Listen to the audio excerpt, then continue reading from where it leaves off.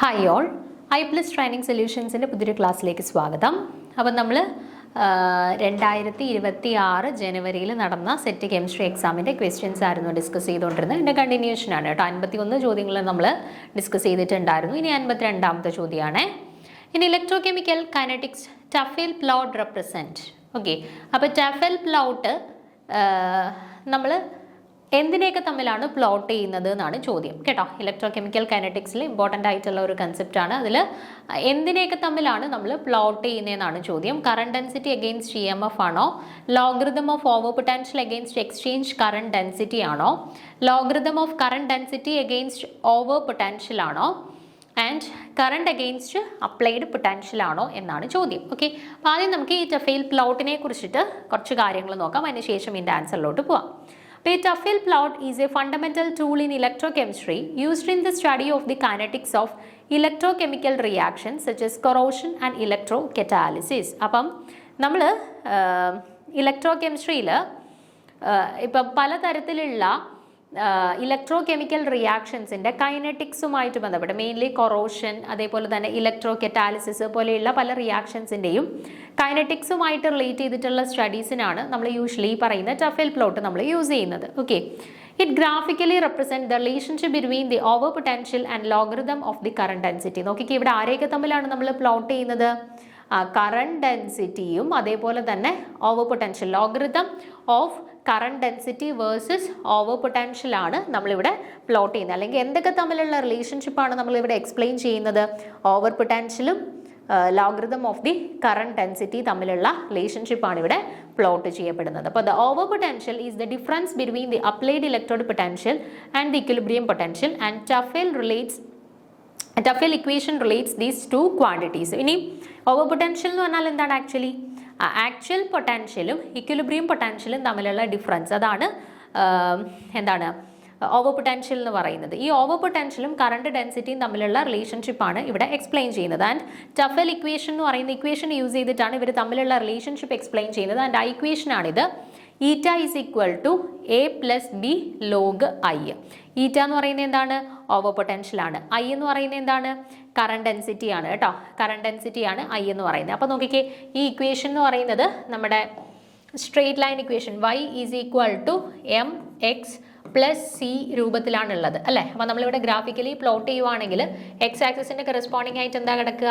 Log I. Y ആക്സിസിൻ്റെ corresponding ആയിട്ട് എന്താ ഉള്ളത്? ഈറ്റ. ഇങ്ങനെയാണ് നമ്മൾ ഗ്രാഫ് പ്ലോട്ട് ചെയ്യുന്നത്. അപ്പോൾ ആരെയൊക്കെ തമ്മിലാണ് നമ്മൾ പ്ലോട്ട് ചെയ്തിട്ടുള്ളത്? Logarithm of current density versus over potential ആണ് നമ്മൾ ടഫേൽ പ്ലോട്ടിനകത്ത് പ്ലോട്ട് ചെയ്യപ്പെടുന്നത്. ഓക്കെ, അപ്പോൾ ഏതാണ് കറക്റ്റ് ആൻസർ ആയിട്ട് ഇവിടെ വരിക? Logarithm of current density against over potential, option C ആണ്. ലോഗ് I വേഴ്സസ് ഈറ്റ ആണ് കറക്റ്റ് ആൻസർ ആയിട്ട് വരുന്നത് കേട്ടോ.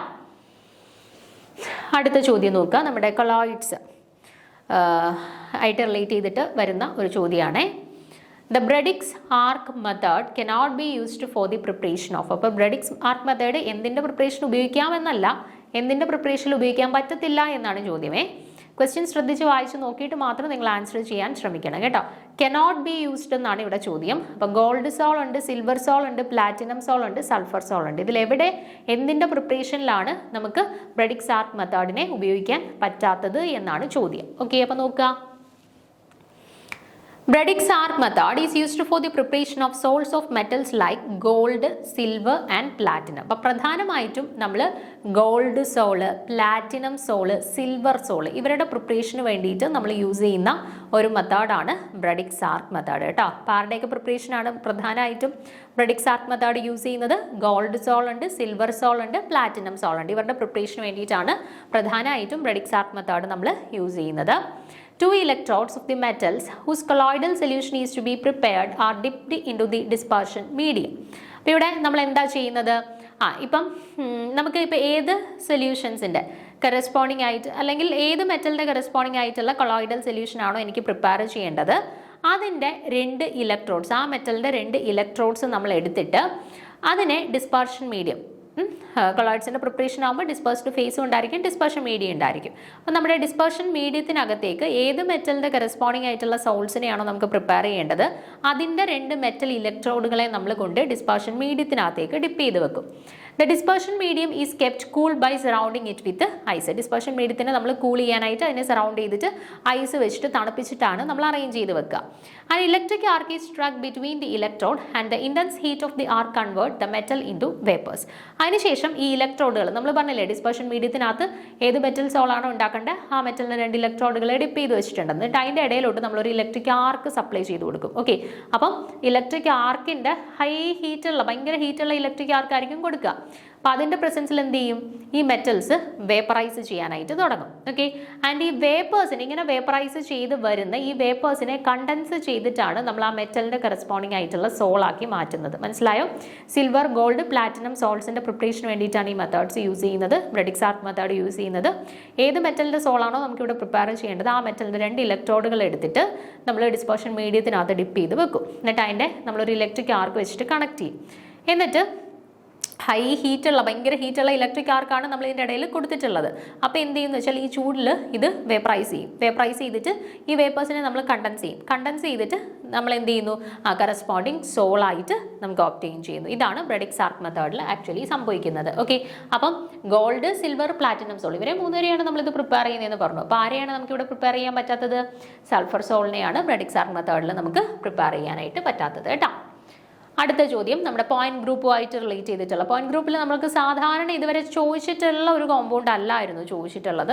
നമുക്ക് സാധാരണ റിപ്പീറ്റഡ്ലി ഒരു പാറ്റേൺ ഓഫ് കോമ്പൗണ്ട്സ് ആയിരുന്നു ചോദിച്ചു പോയിക്കൊണ്ടിരുന്നത്. പക്ഷേ അതിൽ നിന്നും ഡിഫറെൻ്റ് ആയിട്ടുള്ള ഒരു കോമ്പൗണ്ടാണ് തന്നിട്ടുള്ളത്. അപ്പോൾ ഇവിടെ ഈ മോളിക്യൂളിൻ്റെ സ്ട്രക്ചർ തന്നിട്ടുണ്ട്. ഇവരുടെ പോയിന്റ് ഗ്രൂപ്പ് ഡിറ്റർമൈൻ ചെയ്യാനായിട്ടാണ് നമ്മളോട് പറഞ്ഞിട്ടുള്ളത്.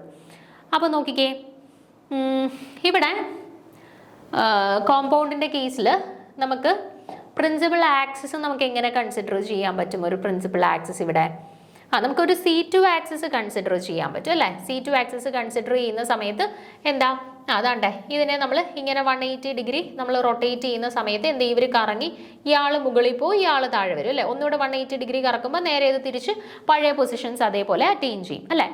അപ്പം ഒരു C2 ആക്സിസ് ഉണ്ട് ഇവരുടെ കേസിൽ. ഓക്കെ, ഇനി ഈ C2 ആക്സിസ് കൂടാണ്ട് നമ്മൾ വേണ്ടേ ഇങ്ങനെ ഒരു മിറർ പ്ലെയിൻ, അതിന് പെർപെൻഡിക്കുലർ ആയിട്ട് ഇങ്ങനെ ഒരു മിറർ പ്ലെയിൻ വെച്ചിട്ട് നമ്മൾ ആപ്പിളിനെ നടുക്കൂടെ കട്ട് ചെയ്യുന്നത് പോലെ ഇവരെ ഇങ്ങനെ നടുക്കൂടെ സ്ലൈസ് ചെയ്യുകയാണെന്നുണ്ടെങ്കിൽ നോക്കിക്കേ, ഇങ്ങനെ മുറിക്കുന്നു. ഇങ്ങനെ മുറിക്കുമ്പോൾ എന്താ, ഈ ക്ലോറിനും ഫ്രണ്ട് പോർഷൻ്റെ ഭാഗമായിട്ടും ഇൻക്ലൂഡഡ് ആണ്, ബാക്ക് പോർഷൻ്റെ ഭാഗമായിട്ടും ഇൻക്ലൂഡഡ് ആണ് അല്ലേ? അപ്പോൾ നമുക്കിവിടെ ഒരു സിഗ്മ എച്ച് കൺസിഡർ ചെയ്യാനായിട്ട് പറ്റുന്നുണ്ട് അല്ലേ? ഹൊറിസോണ്ടൽ പ്ലെയിൻ, അതായത് നമ്മുടെ പ്രിൻസിപ്പൽ ആക്സിസിന് പെർപെൻഡിക്കുലർ ആയിട്ടുള്ള ഒരു ഹൊറിസോണ്ടൽ പ്ലെയിൻ നമുക്കിവിടെ കൺസിഡർ ചെയ്യാൻ പറ്റുന്നുണ്ട് അല്ലേ? അപ്പോൾ സിഗ്മ എച്ച് ഉണ്ട്, C2 ഉണ്ട്. അപ്പോൾ യൂഷ്വലി ഇവിടുത്തെ പോയിന്റ് ഗ്രൂപ്പ് എന്തായിരിക്കും വരിക? Option D C2H point group ആയിരിക്കും ഇവിടെ ഫോളോ ചെയ്യുന്നത് കേട്ടോ. C2H ഓപ്ഷൻ ഡി ആയിരിക്കും കറക്റ്റ് ആൻസർ ആയിട്ട് വരുന്നത്. ഓക്കെ, അടുത്ത ചോദ്യം നോക്കാം. 55ാമത്തെ ചോദ്യം, which of the following molecule can act as a surfactant? അപ്പോൾ ഇവിടെ കുറച്ച് മോളിക്യൂൾസ് കൊടുത്തിട്ടുണ്ട്. 3-methyl 4-hydroxy benzaldehyde, chloroxylenol, then chlorphenamine, then octadecyl ammonium chloride. Spelling mistake ആണെന്ന് തോന്നുന്നു കേട്ടോ ഓപ്ഷൻ സിയിൽ. ഓക്കെ, അപ്പോൾ ഇതിൽ ഏത് മോളിക്യൂളാണ് ആക്ച്വലി ഒരു സർഫാക്റ്റൻ്റ് ആയിട്ട് ആക്ട് ചെയ്യുന്നത് എന്നാണ് ചോദ്യം. ഓക്കെ, നോക്കാം. octadecyl ammonium chloride, which is also known as octadecyl trimethyl ammonium chloride എന്നും പറയും കേട്ടോ, which is a quaternary ammonium compound, and these are well known cationic surfactants that possess a long hydrocarbon chain and a charged nitrogen atom, that is a hydrophobic part. നമുക്കറിയാം usually ഇപ്പം സർഫാക്റ്റൻസ് ആയിട്ട് act ചെയ്യുന്ന പാർട്ടിക്കിൾസിനെ സംബന്ധിച്ചിടത്തോളം അവർക്കൊരു hydrophilic പാർട്ടും ഉണ്ട്, ഒരു hydrophobic പാർട്ടും ഉണ്ട് അല്ലേ, അല്ലെങ്കിൽ ഒരു ഹെഡും ഉണ്ട്, ഒരു ടെയിലും ഉണ്ട്. അപ്പോൾ ഇതേപോലെ ഒരു hydrophobic and hydrophilic part process ചെയ്യുന്ന കോമ്പൗണ്ട് എന്ന് പറയുന്നത് തന്നിട്ടുള്ളതിൽ ആരാണ്? ഒക്ടാഡെക്കൈൽ അമോണിയം ക്ലോറൈഡ്. അതിനെ തന്നെയാണ് ഒക്ടാഡെക്കൈൽ ട്രൈമീഥൈൽ അമോണിയം ക്ലോറൈഡ് എന്ന് പറയുന്നത്. അത് ആക്ച്വലി ഒരു ക്വാട്ടർണറി അമോണിയം സോൾട്ട് ആണ്. ആൻഡ് ഇവർക്ക് ഹൈഡ്രോഫിലിക് പാർട്ടും ഹൈഡ്രോഫോബിക് പാർട്ടും ഇവർ പ്രോസസ്സ് ചെയ്യുന്നുണ്ട്. അതുകൊണ്ട് തന്നെ സർഫാക്റ്റൻസ് ആയിട്ട് അല്ലെങ്കിൽ ഡിറ്റർജൻസ് ആയിട്ട് അല്ലെങ്കിൽ സോപ്സ് ആയിട്ട് ആക്ട് ചെയ്യാൻ പറ്റുന്ന ഒരു കോമ്പൗണ്ടാണ് ഈ പറയുന്ന ഒക്ടാഡെക്കൈൽ അമോണിയം ക്ലോറൈഡ് എന്ന് പറയുന്നത് കേട്ടോ. ഇതിൽ കൊടുത്തിട്ടുള്ള ക്ലോറാക്സെലിനോൾ എന്ന് പറയുന്നത് ആക്ച്വലി എന്തായിട്ട് ആക്ട് ചെയ്യുന്ന ആളാണ്? ആന്റിസെപ്റ്റിക് അല്ലെങ്കിൽ ഡിസിൻഫെക്റ്റന്റ് ആയിട്ട് നമ്മൾ യൂസ് ചെയ്യുന്ന ഒരാളാണ്.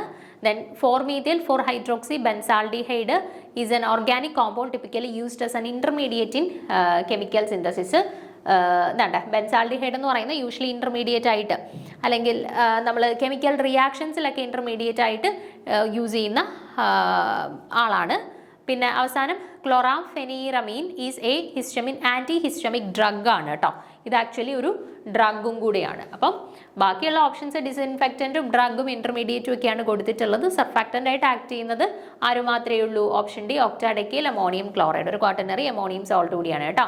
Hydrophilic and hydrophobic part poses ചെയ്യുന്നത് കൊണ്ട് തന്നെ ഓപ്ഷൻ ഡി ആണ് ഇവിടെ സർഫാക്റ്റൻ്റ് ആയിട്ട് ആക്ട് ചെയ്യുന്നത്. ഓക്കെ, അടുത്ത ചോദ്യം നമ്മുടെ അനലിറ്റിക്കൽ കെമിസ്ട്രി ആയിട്ട് റിലേറ്റ് ചെയ്തിട്ടുള്ള ഒരു ചോദ്യമാണ്. ചോദ്യം വായിച്ചു നോക്കാം. If a researcher noticed that there is a significant difference between the results from two different analytical techniques used to measure the same substance, then the best statistical tool that must be employed for comparison. നമ്മൾ F test, T test, Q test എന്നൊക്കെ പറഞ്ഞിട്ട് കുറച്ച് ടെസ്റ്റുകൾ പഠിച്ചിട്ടുണ്ട് അല്ലേ analytical chemistry പഠിക്കുന്ന സമയത്ത്. എന്തിനു വേണ്ടിയിട്ടാണ്? ഇപ്പം ചിലപ്പം ഒരു മെഷർമെൻറ്റ് നമുക്കിപ്പം റിജക്റ്റ് ചെയ്യാമോ ആക്സെപ്റ്റ് ചെയ്യാമോ എന്ന് മനസ്സിലാക്കാൻ വേണ്ടിയിട്ട്, അല്ലെങ്കിൽ ഇപ്പോൾ 2 മെത്തേഡ്സ് വഴി നമുക്ക് ചെയ്തപ്പോൾ 2 ഡിഫറൻറ്റ് റിസൾട്ടാണ് കിട്ടിയിട്ടുള്ളത്, അപ്പോൾ അത് ആക്സെപ്റ്റ് ചെയ്യാമോ, അങ്ങനെയുള്ള കാര്യങ്ങൾക്കൊക്കെ വേണ്ടിയിട്ടാണ് നമ്മൾ ഈ F test, Q test, T test പോലെയുള്ള ടെസ്റ്റുകൾ യൂഷ്വലി അനലിറ്റിക്കൽ കെമിസ്ട്രിയിൽ അഡോപ്റ്റ് ചെയ്യുന്നത്.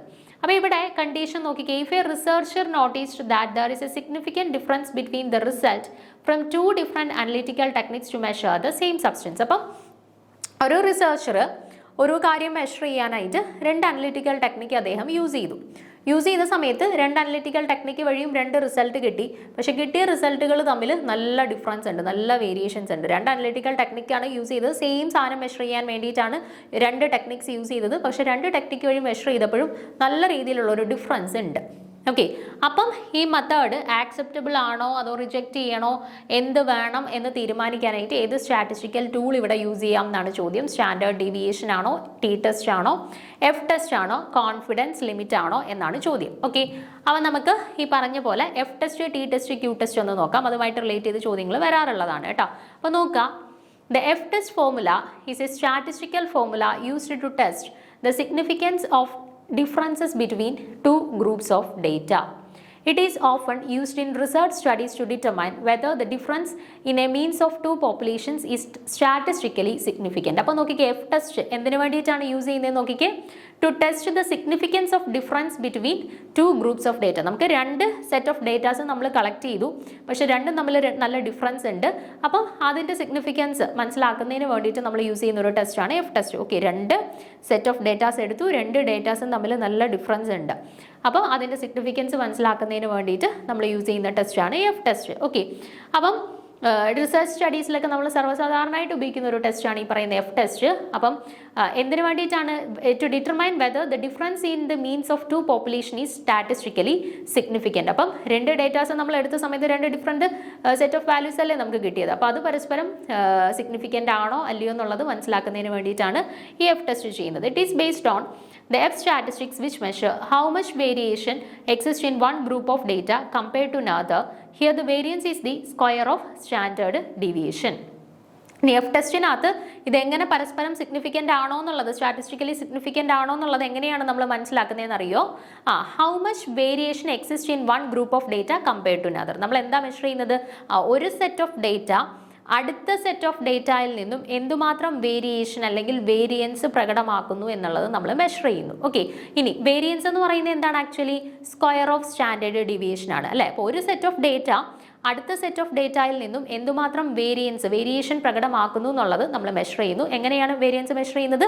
By taking the square of standard deviation. Okay, അപ്പം നമ്മൾ F ടെസ്റ്റിൻ്റെ ഫോർമുല എന്ന് പറയുന്നത് ഇവിടെ കൊടുത്തിട്ടുണ്ട്. F is equal to S1 square by S2 square where S1 square is greater than S2 square. Okay, ഇങ്ങനെയാണ് നമ്മൾ ഈ S1 square by S2 square ratio എടുത്തിട്ടാണ് അത് സിഗ്നിഫിക്കൻ്റ് ആണോ സിഗ്നിഫിക്കൻ്റ് അല്ല എന്നുണ്ടെങ്കിൽ എന്തുമാത്രം ഡിഫറൻസ് കാണിക്കുന്നുണ്ട് എന്നുള്ള കാര്യങ്ങൾ നമ്മൾ മെഷർ ചെയ്യുന്നത്. ഇനി ടി ടെസ്റ്റ് എന്ന് പറയുന്നത് എന്താണെന്ന് നോക്കിക്കേ. In this method, comparison is made between two sets of replicate measurements made by two different methods. One of them will be the test method and other will be the accepted method. അപ്പം ഇവിടെ നമ്മൾ എന്താ ചെയ്തത്? ഒരു സാധനം measure ചെയ്യാൻ തന്നെ രണ്ട് ഡിഫറെൻറ്റ് മെത്തേഡ്സ് നമ്മൾ യൂസ് ചെയ്തു. അപ്പോൾ രണ്ട് മെത്തേഡ്സും തമ്മിൽ നല്ല ഡിഫറൻസ് ഉണ്ട്. അപ്പോൾ അത് സ്റ്റാറ്റിസ്റ്റിക്കലി ആക്സെപ്റ്റബിൾ ആണോ എന്ന് നോക്കുന്നതിന് വേണ്ടിയിട്ടായിരുന്നു നമ്മൾ എഫ് ടെസ്റ്റ് ചെയ്തത്. ടി ടെസ്റ്റ് നമ്മൾ എന്താ ചെയ്യുന്നത്? കമ്പാരിസൺ തന്നെയാണ് ടി ടെസ്റ്റിൽ നമ്മൾ ചെയ്യുന്നത്. ഇവിടെ രണ്ട് ഡിഫറെൻറ്റ് മെത്തേഡ്സ് നമ്മൾ യൂസ് ചെയ്തിട്ട് സെയിം കാര്യം നമ്മൾ മെഷർ ചെയ്തു.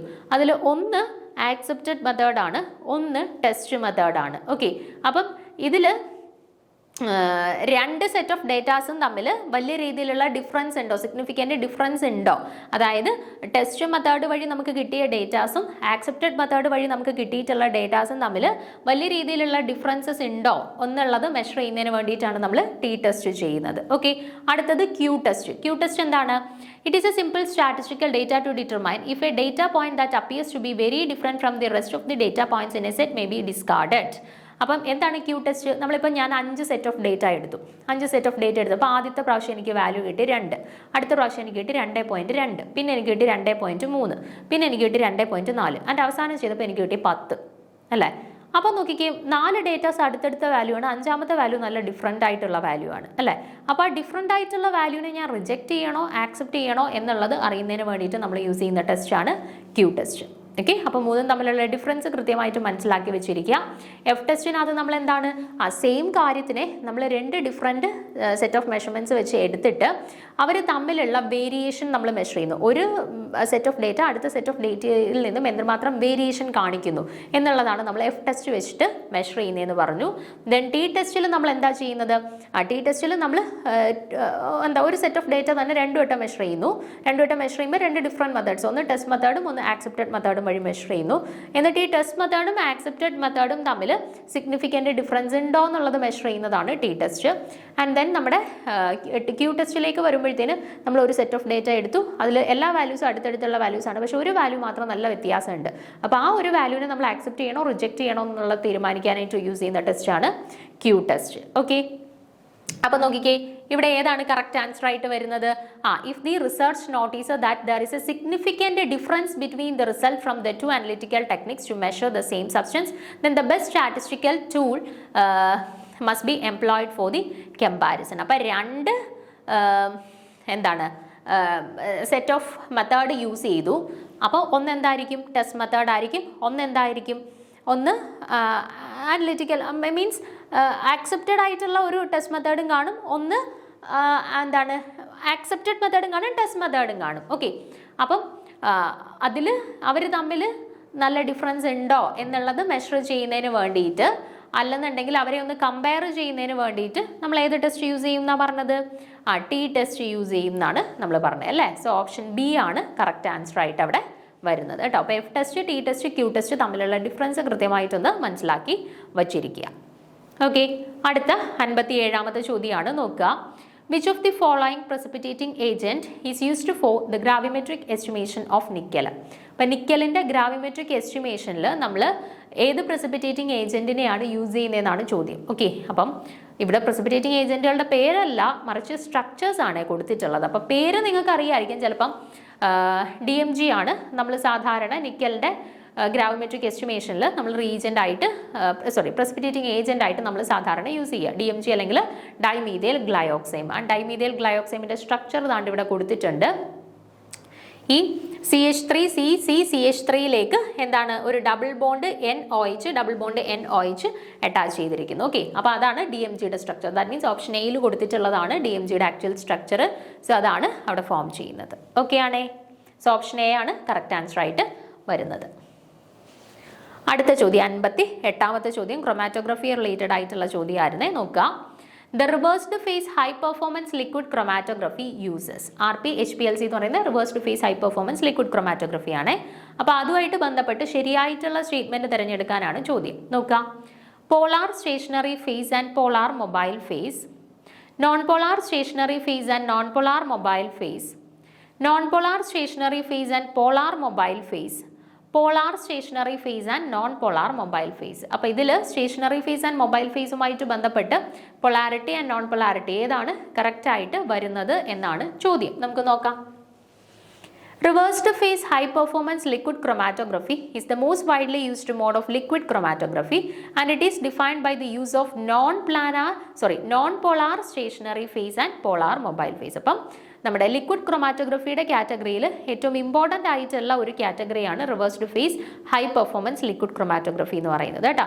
അപ്പോൾ ഏതൊരു ക്രൊമാറ്റോഗ്രഫിയിലും നമുക്കൊരു സ്റ്റേഷനറി ഫേസ് ഉണ്ടായിരിക്കും, ഒരു മൊബൈൽ ഫേസ് ഉണ്ടായിരിക്കും അല്ലേ. അപ്പോൾ ഈ റിവേഴ്സ്ഡ് ഫേസ് HPLCക്കകത്ത് സ്റ്റേഷനറി ഫേസ് പൊതുവേ നോൺ പോളാർ ആയിരിക്കും ആൻഡ് മൊബൈൽ ഫേസ് ആയിരിക്കും യൂഷ്വലി പോളാർ നേച്ചർ കാണിക്കുന്നത് കേട്ടോ. സ്റ്റേഷനറി ഫേസ് നോൺ പോളാർ ആയിരിക്കും ആൻഡ് മൊബൈൽ ഫേസ് ആണ് പോളാർ നേച്ചർ കാണിക്കുന്നത്. Okay, so the stationary phase here typically consists of silica beads chemically bonded with hydrophobic molecules like a long chain hydrocarbons. നമ്മുടെ usually നമ്മൾ പറയുന്ന പോലെ തന്നെ ഇവിടെയും stationary phase ആയിട്ട് സിലിക്ക ബീഡ്സ്, അലുമിന ബീഡ്സ് അങ്ങനെ എന്തെങ്കിലും ആണ് നമ്മൾ യൂസ് ചെയ്യുന്നത്. മൊബൈൽ ഫേസ് ആയിട്ട് usually a mixture of water which is highly polar and water miscible organic solvents like acetonitrile or methanol ആണ് നമ്മൾ മൊബൈൽ ഫേസ് ആയിട്ട് യൂസ് ചെയ്യുന്നത്. അതൊന്നും നമുക്ക് അവിടെ ആവശ്യമില്ല. Then mechanism. The separation is based on hydrophobic interactions. Polar compounds have higher affinity for the polar mobile phase and elute first, while the non-polar compounds are retained longer by the non-polar stationary phase and elute later. അപ്പോൾ ഇവിടെ എങ്ങനെയാണ് ഇവരുടെ separation possible ആവുന്നത്? നമ്മൾ പറഞ്ഞു എന്താ reversed face HPLCക്കകത്ത് നമ്മൾ stationary phase ആയിട്ട് ജനറലി ഉപയോഗിക്കുന്നത് നോൺ പോളാർ ആയിട്ടുള്ളവരെയും മൊബൈൽ ഫേസ് ആയിട്ട് പോളാർ ആയിട്ടുള്ളവരെയുമാണ് യൂസ് ചെയ്യുന്നത്. ഓക്കെ, അപ്പോൾ എല്യൂഷൻ നടക്കുന്ന സമയത്ത് പോളാർ ആയിട്ടുള്ളവർ എന്ത് ചെയ്യും? ഈ പോളാർ ആയിട്ടുള്ള മൊബൈൽ ഫേസിൻ്റെ കൂടെ പെട്ടെന്ന് എല്യൂട്ട് ചെയ്ത് താഴത്തേക്ക് വരും അല്ലേ.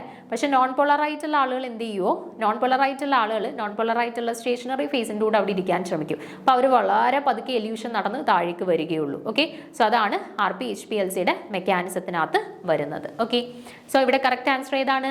സ്റ്റേഷനറി ഫേസ് നോൺ പോളാറും മൊബൈൽ ഫേസ് പോളാറും എന്നുള്ളതാണ്. ഓപ്ഷൻ സി ആണ് ഇവിടെ കറക്റ്റ് ആൻസർ ആയിട്ട് വരുന്നത്. ഓക്കെ, അടുത്ത ചോദ്യം നോക്കാം. 59ാമത്തെ ചോദ്യം. Apply Woodward-Fisher rules to find out the value of lambda max for the following molecule. അപ്പോൾ എല്ലാ തവണയും ലാംഡ മാക്സ് കാൽക്കുലേറ്റ് ചെയ്യാൻ അല്ലെങ്കിൽ വുഡ്വാർഡ്-ഫിഷർ റൂള് യൂസ് ചെയ്തിട്ട് ലാംഡ മാക്സ് കാൽക്കുലേറ്റ് ചെയ്യാനായിട്ടുള്ള ഒരു ചോദ്യം വരാറുണ്ട്. ഓക്കെ, ഷുവർ ചോദ്യമാണ്. ഞാൻ പലതവണയും നമ്മുടെ ക്ലാസ്സസിലും ലൈവ് ക്ലാസ്സസിലും ഒക്കെ പറഞ്ഞിട്ടുള്ളതാണ്. വുഡ്വാർഡ്-ഫിഷർ റൂള് നിർബന്ധമായിട്ടും പഠിച്ചിരിക്കേണ്ട ഒരു ടോപ്പിക്കാണ്. എല്ലാ തവണ ക്വസ്റ്റ്യൻ പേപ്പേഴ്സിലും ഒരു ചോദ്യം ഉണ്ടായിരിക്കും. അത് തരുന്ന സ്പീഷീസുകൾ ചിലപ്പം വ്യത്യാസപ്പെട്ടിരിക്കും. യൂഷ്വലി ഇതിപ്പോൾ ഡൈൻസിൻ്റെ കേസിലാണ് ചോദിച്ചിട്ടുള്ളത്. ചില സമയത്ത് കീറ്റോൺസ് തന്നിട്ട് കീറ്റോ ഗ്രൂപ്പ് തന്നിട്ട് അവരുടെ കറസ്പോണ്ടിങ് ആയിട്ടുള്ള ലാംഡ മാക്സ് ആയിരിക്കും. ഇപ്പോൾ രണ്ടും നമ്മൾ പഠിപ്പിച്ചിട്ടുണ്ട്, രണ്ടും നമ്മൾ ഡീറ്റെയിൽ ആയിട്ട് ക്ലാസ് എടുത്തിട്ടുണ്ട്, ക്വസ്റ്റ്യൻസ് ഒക്കെ വർക്കൗട്ട് ചെയ്തിട്ടുള്ളതാണ്. അപ്പം ഇവിടെ ഈ പ്രാവശ്യം നമുക്ക് സിമ്പിളായിരുന്നു, കുറച്ചുകൂടെ സിമ്പിളായിരുന്നു. നമുക്ക് ഡൈൻസിൻ്റെ കേസാണ് തന്നിട്ട് ലാംഡ മാക്സ് കണ്ടുപിടിക്കാനായിട്ട് ചോദിച്ചു. ഓക്കെ, അപ്പം അടുത്ത തവണ പ്രിപ്പയർ ചെയ്യുന്ന ആളുകൾക്ക് വേണ്ടിയിട്ട് ഞാൻ വേഗത്തിൽ ലാംഡ മാക്സ് കണ്ടുപിടിക്കുന്ന സമയത്ത് വുഡ്വാർഡ്-ഫിഷർ റൂൾ യൂസ് ചെയ്തിട്ട് ഡൈൻസിൻ്റെ കേസിൽ നമുക്ക് ഈ പറയുന്ന വുഡ്വാർഡ്-ഫിഷർ റൂൾ യൂസ് ചെയ്യാൻ നേരത്ത് ശ്രദ്ധിക്കേണ്ട കുറച്ച് പോയിന്റ്സ് ആദ്യം ഒന്ന് പറയാം. എന്നിട്ട് ഈ ഒരു സ്പീഷീസിൻ്റെ കേസിൽ നമുക്ക് കണ്ടുപിടിക്കാം. ഓക്കെ, അപ്പം ഡൈൻസ് എന്ന് പറയുമ്പോഴത്തേന്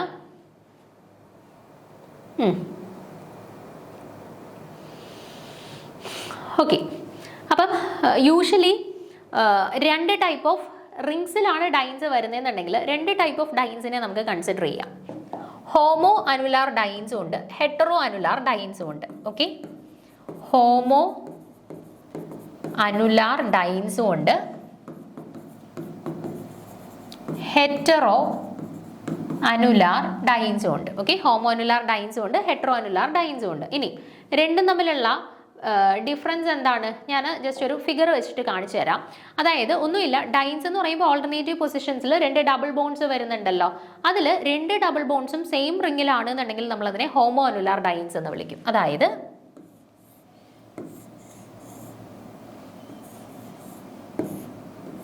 ഈ ഒരു സ്ട്രക്ചർ ഞാനിപ്പോൾ കൺസിഡർ ചെയ്യുവാണെന്നുണ്ടെങ്കിൽ ഇവിടെ ഓൾട്ടർനേറ്റീവ് പൊസിഷൻസിൽ ഡബിൾ ബോൺസ് ഡൈൻസ് വന്നിട്ടുള്ളത് നോക്കിക്കേ, സെയിം റിങ്ങിനകത്ത് തന്നെയാണ് ഓൾട്ടർനേറ്റീവ് പൊസിഷൻസിൽ ഡബിൾ ബോൺസ് വന്നിട്ടുള്ളത് അല്ലേ.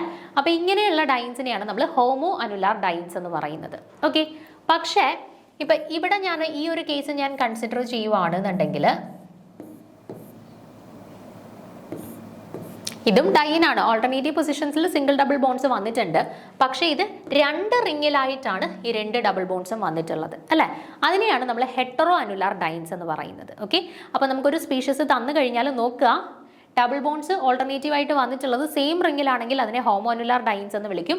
രണ്ട് വ്യത്യസ്ത റിംഗ്സിലാണെന്നുണ്ടെങ്കിൽ നമ്മൾ അതിനെ ഹെറ്ററോനുലാർ ഡൈൻസ് എന്ന് വിളിക്കും. ഇനി ഇങ്ങനെ ഒരു ഫിഗർ ആണ് നമുക്ക് തരുന്നുണ്ടെങ്കിൽ ഇവിടെ നോക്കിക്കഴിഞ്ഞാൽ കണ്ടേ ഈ രണ്ട് ഡബിൾ ബോൺസും സെയിം റിംഗിലാണ്, ഹോമോനുലാർ എന്ന് വിചാരിക്കും. പക്ഷേ ഈ രണ്ട് ഡബിൾ ബോൺസിനെയാണ് നമ്മൾ കൺസിഡർ ചെയ്യുന്നുണ്ടെങ്കിൽ രണ്ട് ഡിഫറെൻറ്റ് റിംഗ്സിലാണ്, അപ്പോൾ അത് ഹെറ്ററോനുലാർ ആണ്. അങ്ങനെ വരുന്ന സാഹചര്യങ്ങളിൽ ഒരേ സിസ്റ്റത്തിൽ തന്നെ നമുക്ക് ഹോമോനുലാറും ഹെറ്ററോനുലാറും കൺസിഡർ ചെയ്യാൻ പറ്റും എന്നുണ്ടെങ്കിൽ നമ്മൾ പ്രിഫറൻസ് കൊടുക്കുന്ന ആർക്കാണെന്ന് അറിയാമോ? ഹോമോ അനുലാറിനാണ് ഹെറ്ററോനുലാറിനെക്കാട്ടിലും നമ്മൾ പ്രിഫറൻസ് കൊടുക്കുന്നത്. മനസ്സിലായോ?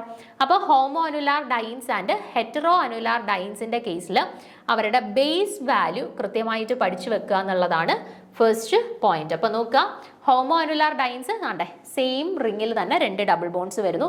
ഹെറ്ററോ അനുലാർ ആകുമ്പോൾ ഓൾട്ടർനേറ്റീവ് റിംഗ്സിലായിരിക്കും ഡബിൾ ബോൺസ് രണ്ടെണ്ണം വരുന്നത്. ഓക്കെ, ഇനി ആ വാല്യൂസ് ഒന്ന് നോക്കി വെച്ചേക്കുക. ഹോമോനുലാർ ആണെങ്കിൽ ബേസ് വാല്യൂ 253 നാനോമീറ്റർ ആണ് ലാംഡയുടെ വാല്യൂ വരുന്നത്.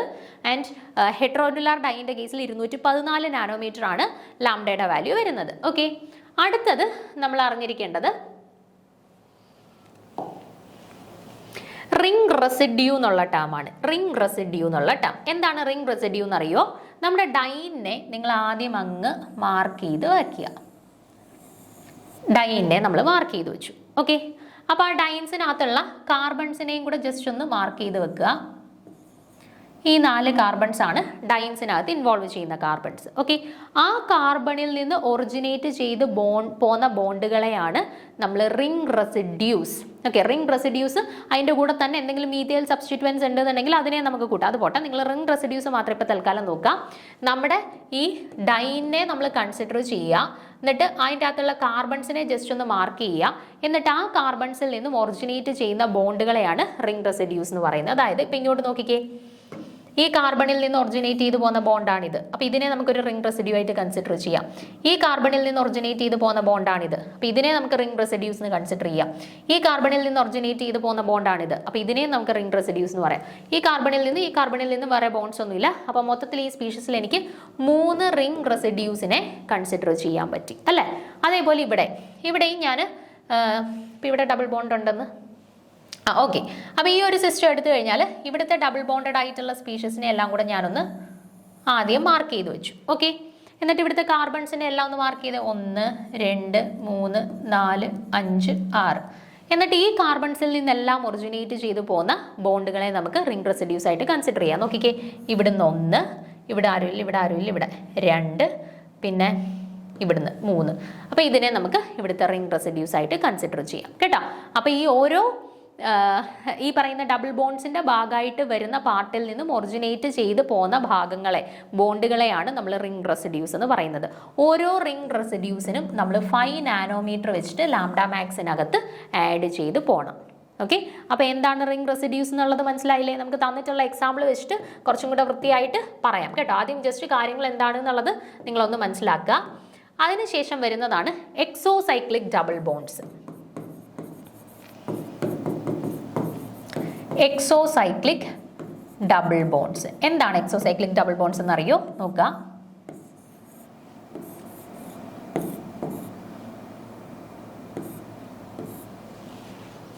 ഓക്കെ, ഞാൻ ഈ ഒരു സിസ്റ്റം കൺസിഡർ ചെയ്തു.